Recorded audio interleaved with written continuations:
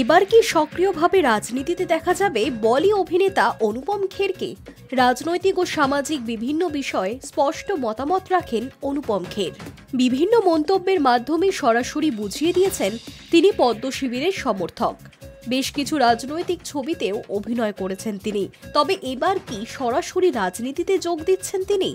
সমাজ মাধ্যমে অনুপমের কাছে প্রশ্ন রেখেছেন এক অনুরাগী। তার প্রশ্ন, আপনি পাকাপাকিভাবে কেন রাজনীতিতে যোগ দিচ্ছেন না? মোদী সরকারের জন্য আপনি সম্পদের মতোই গুরুত্বপূর্ণ। সংস্কৃতি মন্ত্রকের অংশ হয়ে উঠবেন আপনি। আমি নিশ্চিত আপনি ভালো কাজ করবেন। অনুরাগীর এই মন্তব্যে প্রতিক্রিয়াও দিয়েছেন অভিনেতা।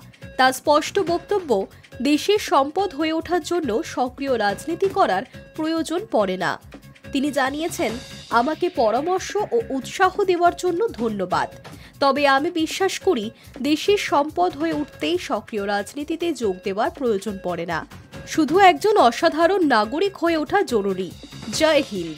অনুপম খেরকে শেষ দেখা গিয়েছে কঙ্গনা রানাউতের ইমার্জেন্সি ছবিতে।